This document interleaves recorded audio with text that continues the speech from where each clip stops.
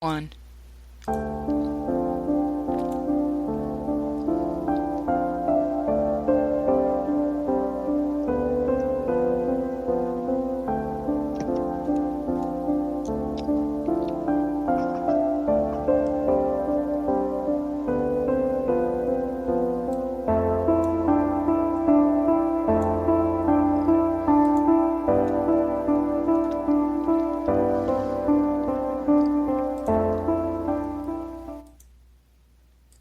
Hello and welcome. This is It's Always About Love with Lynn Lara and Lee Evans. We are here today to offer you answers to all your questions, whatever your question may be on any relationship topic. Lynn has been a psychotherapist for many years in private practice, and today she's bringing all of that experience and wisdom to help you.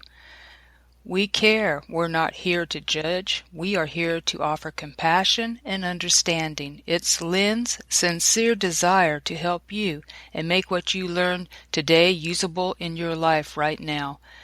Do you have something going on in your life that's troubling you? Send us a private email to itsalwaysaboutLove1@gmail.com. That's it's always about love 1@gmail.com. You can listen to our podcast at 5 p.m. Pacific Time, 6 p.m. Mountain, 7 p.m. Central, and 8 p.m. Eastern Time. Now, let's get started. Are you there, Lynn? I am here. And I'm tired.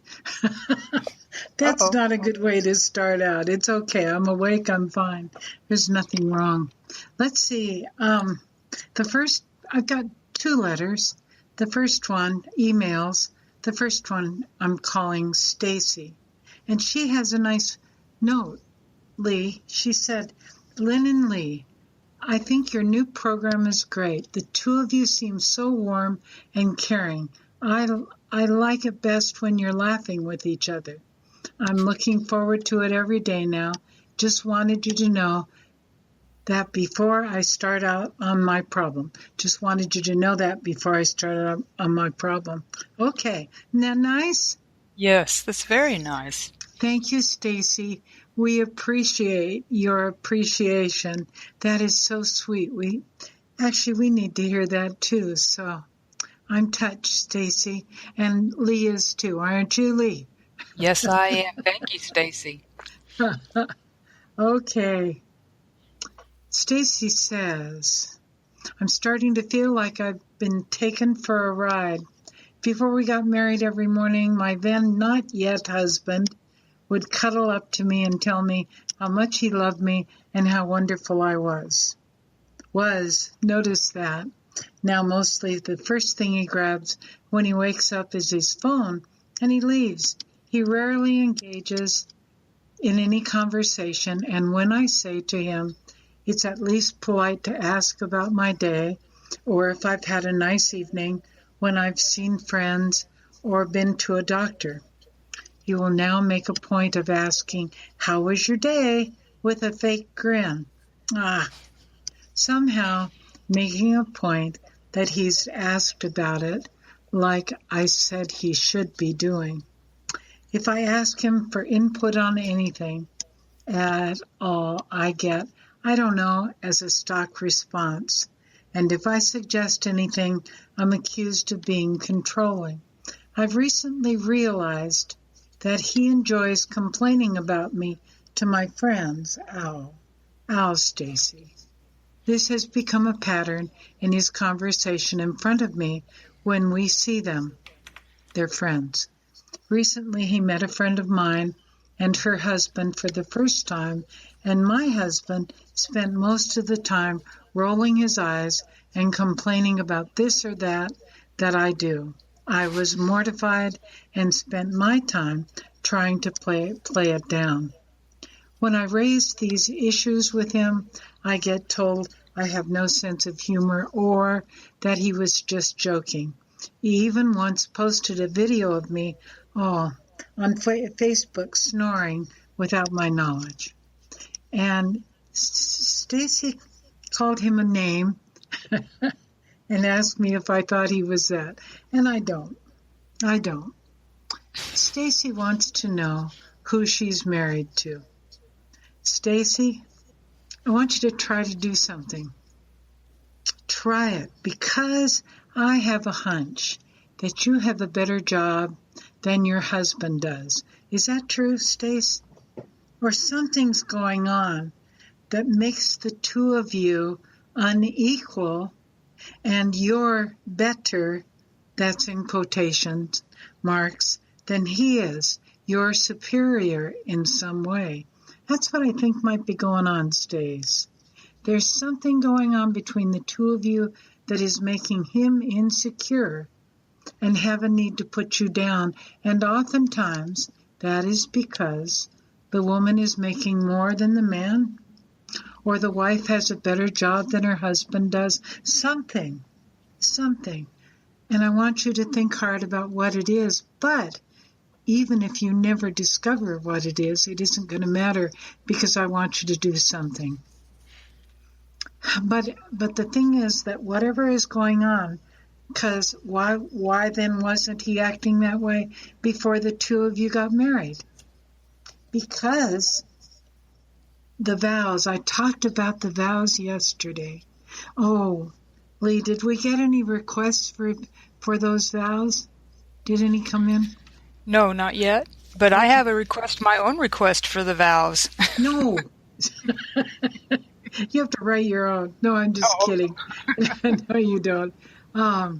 Okay, the vows yesterday, because we worked with a young woman who wasn't that, and the vows, I wanted her she and her husband to say these vows every night before they went to bed. But there's something about the vows that gets scary, because it's a commitment that says we're going to be together for always.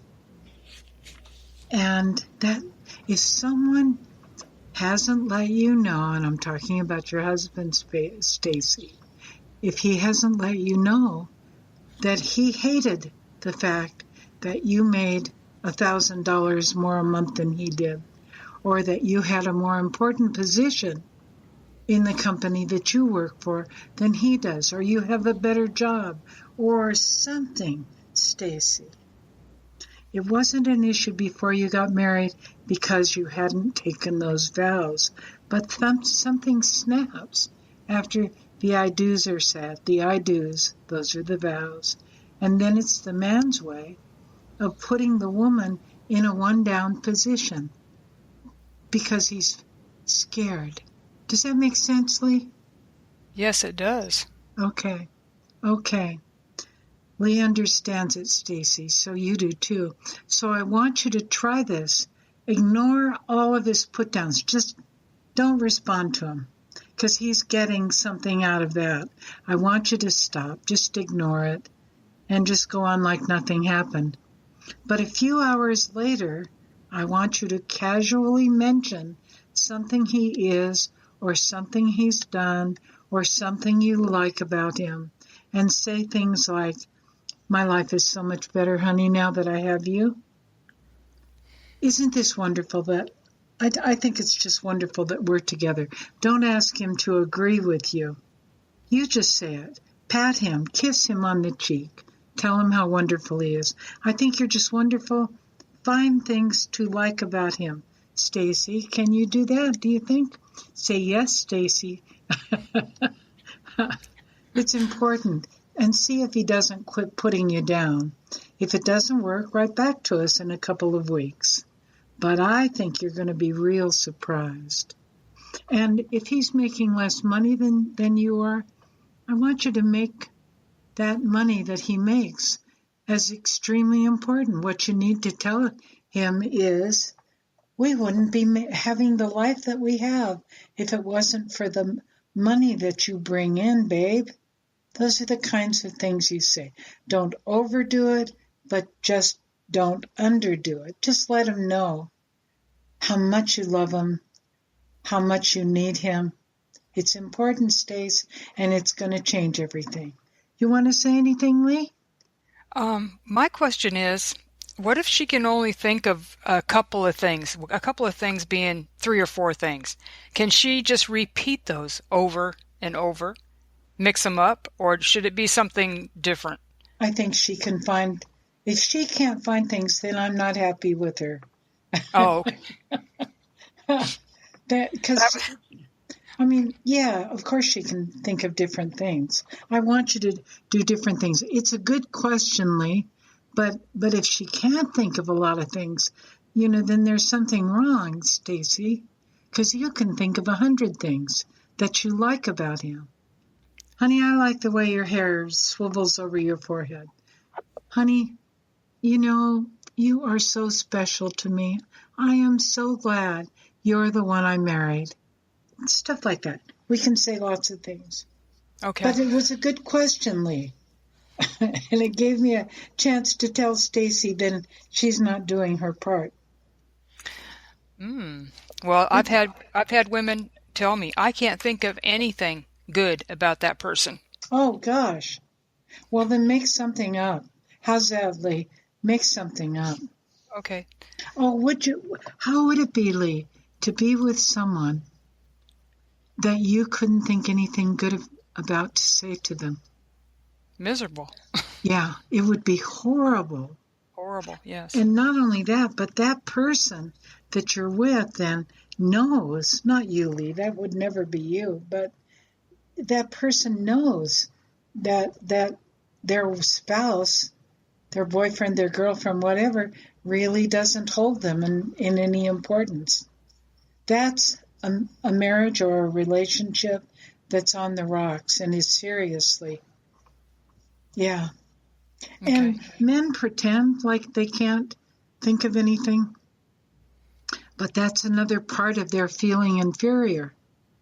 Because when they're feeling superior, they've got all kinds of good things to say about their spouse. I'm glad you asked that, Lee. Well, I was trying to think about what someone would ask.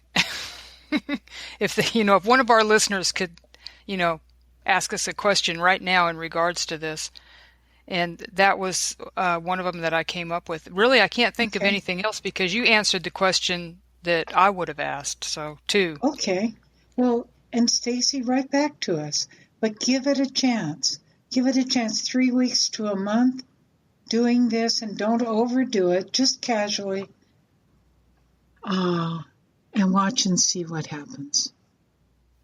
Okay? Okay, Lee? I'm glad, Lee. I'm so glad you're out there and that you do this and you say these things. So, listen, this is an email I got. It said, Lynn, this letter is for you. I think I remember you from Seattle. Isn't that nice? I used to have a radio program in Seattle. You used to talk about a person's heart beating fast and not to worry about it. Was that you? Yes, that was me. And if it was, would you talk about it again? There were two of us that were on the air, not together. And the other one was named Jennifer, and I forget. Oh, she was a lovely person. And then there was another woman named Lori Donnell who was writing books, and really nice people. So I guess I don't remember Lori having a radio show, though. I think that was just Jennifer, and I cannot remember Jennifer's last name, but she probably doesn't even remember my first name, so it doesn't matter. Listen, I think I remember you from Seattle. You used to talk about a person's heart beating fast and not to worry about it. Was that you? And if it was, would you talk about it again? Listen to me. How long do I have, Lee? You have 10 minutes. That's not near long enough. Okay, I will give you 16 minutes. I don't know how long it's going to take. This is so important to me. I was so happy that you wrote. And I used to do this in my classes because I taught college, and I used to do it to my radio listeners, and it's how I got on the radio. This fellow invited me. He had a show, and he invited me to be a guest. So I did, and I talked about what this is called by me is anxiety attacks. And I talked about it, and his board lit up, and he said, I've never gotten this many calls. So that wasn't in Seattle. That was in Klamath Falls. And then Seattle contacted me, and I switched to the radio station down there. Okay, and then the radio station ended up getting sold, just so you know, to a Seahawks, a linebacker or something for the Seahawks, a professional football player. And he wanted to put soul music on the station. He was not interested in having someone give advice. So that's what happened. Okay, that was me. Yes, I just haven't talked about this on the podcast, though, about anxiety attacks. Listen, babies, listen to me. An anxiety attack, and what are they called? Panic attacks. And they are medicated today. People take lots and lots of medication for them. I'm not going against your doctor, but I do want you to know that it isn't necessary to take medication for it.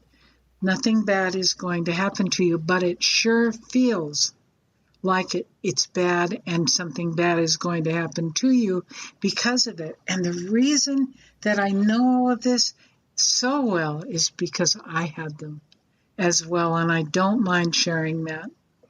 I was 35. That's a long time ago. And I was watching a program, and it was about a fellow who was a minister. He was a black fellow, and he was a minister, and I loved him. He was on the station, the educational station, and he was talking. The doctor was telling him, I'm sorry, you have terminal cancer. And at some point, my heart began to beat. And then what I thought was, oh my gosh, what's going on? What if I have a heart attack? What's going on? What if? It went on for quite a while. And I went and saw a doctor. He gave me pills. I took them, Valium. Valium was a big drug back then, such a long time ago. And then I didn't see my clients for a few weeks, but then I went back, started seeing them. I needed them much more than they needed me. And because my mind focusing on them really helped me rather than my thinking about what was going on in my chest. Because what if I had a heart attack? What if I had a stroke? What if? Finally, I called my aunt. I hadn't talked to her in a month, and I always called her every 2 weeks. She said, you're not calling me. What's wrong? I said, nothing is wrong, Auntie. Everything is fine. And she said, no, it's not. You tell me the truth, Lynn Lara. What's wrong with you? I didn't want her to know. I said, okay, my heart is pounding. And she said, right. And she described it. And she said, I've been waiting for you someday to call me and tell me that you were going through this. And she said, I will have the book there to you. And she said the next day, and she did. And I don't know how they did that, because at that point I was living in Monterey and they were down in Mission Viejo, California. Oh, Lord, or someplace like that. Anyway, I read that book. It's a book called, you can write this down, and if you don't, Lee'll have it on hand. It's called Hope, Hope, and Help for Your Nerves. What an old-fashioned title. By Dr. Claire, Claire, Weeks, Weekes, Dr. Claire Weeks. Tell me how I'm doing time-wise, because I can talk about this forever, Lee. You've got 10 more minutes. 10 more? Okay. You did give me the extra minutes. Thank you. Yes, I did. Thank you. And Dr. Weeks, honest to goodness, I felt like I was sitting on her lap when I read her book. She was so comforting. Oh, and it's the only fan letter I've ever written. I wrote to her and thanked her. Okay, what she says, and the book is still for sale. You can look her up on the internet, Dr. Claire Weeks. I think she's from Australia, but she died. She must have been in her 80s when I went through this, but her family keeps that up. And I wrote to them and told them how much I'd loved that book and how I had used it. I've sold and never made a cent off of it, but I've sold about 300 or 400 copies of it because I used to carry big boxes around of it and sell it to all my students. Oh, I'll tell you those stories. Anyway, it is the best book that was ever written. You don't have to take medication, but it is because of the society that we are today, it's very common for people to take medication. The thing is, if you start taking meds, you're liable to keep on using them, and you really don't need them. What Dr. Weeks says, and she is so right, is that anxiety attacks are nothing more than well-oiled adrenaline rushing around in your body. And look, think about the last time you almost had a wreck, and so you slam on your brakes and you pull over to the side of the highway and you sit there and your heart's beating and you go, well, thank God I made it through that. And then a couple of minutes later, you're okay to drive again. But that's what an anxiety attack is.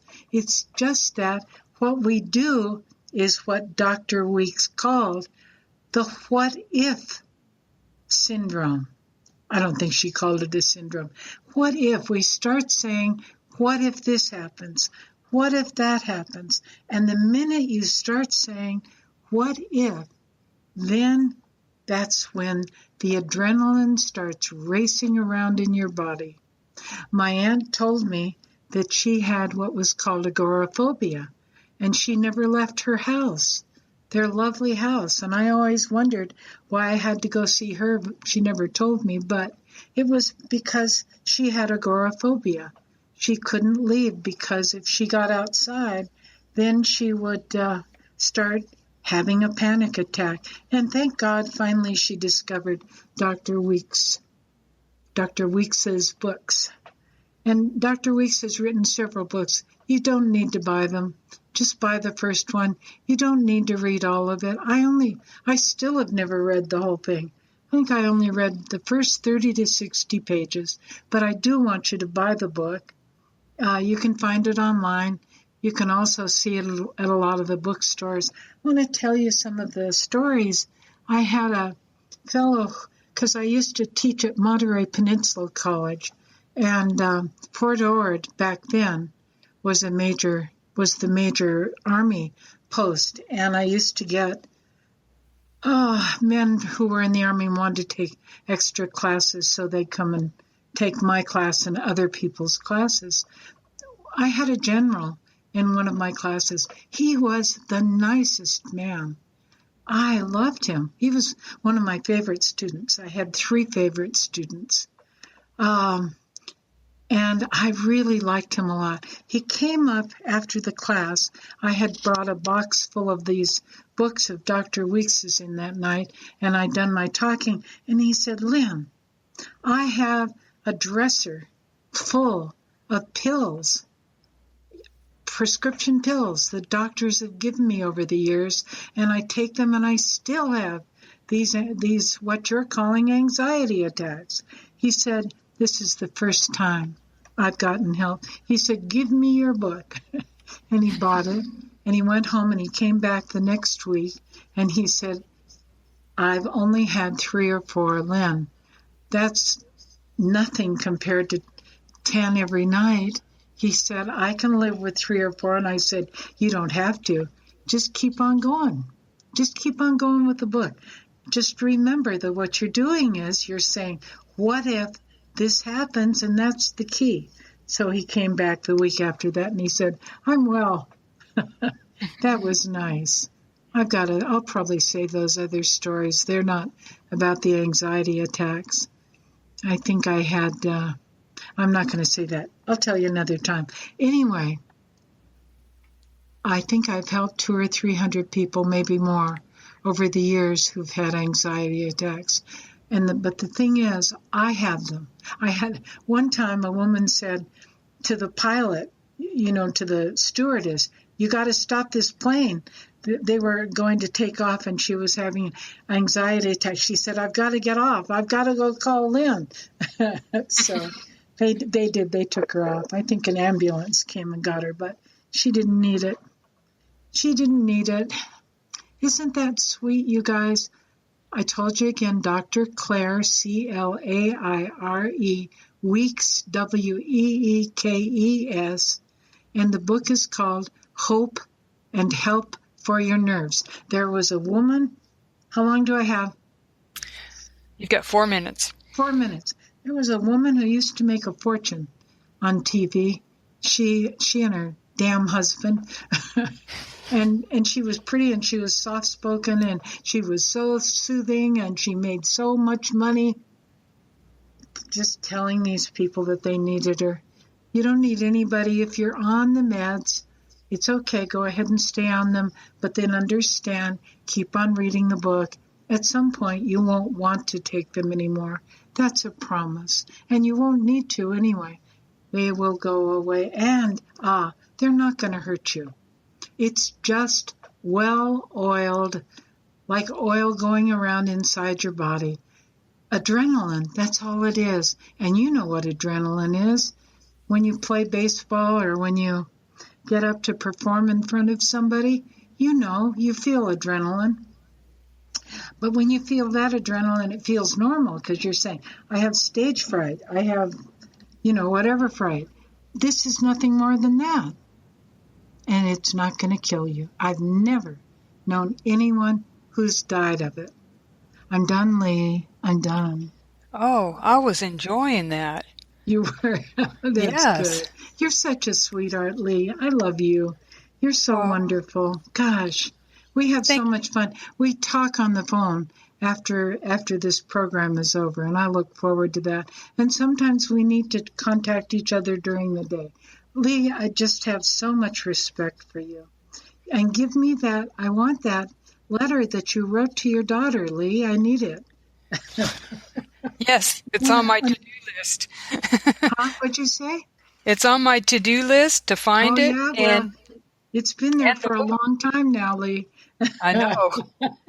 And the book. What I'm doing is all of these problems that you're having, we're certainly not going to, I've given all of you fake names anyway, and I'll change everything just enough so that it will never be recognizable by anyone in your family. But then we'll have a book with all these problems and answers. So that's what we're doing. Okay, I got to quit. Quit because I'm talking too long. Oh, remember, if you're our listener and you have something going on in your life that's troubling you, please send us an email and tell us about it. We'd really love to answer your question. And remember, we're here from Monday through Friday, and we'll be back tomorrow night, Pacific time, 5 p.m. Until then, remember, it's always about love. And we love you. See you tomorrow night. Bye-bye. Bye-bye.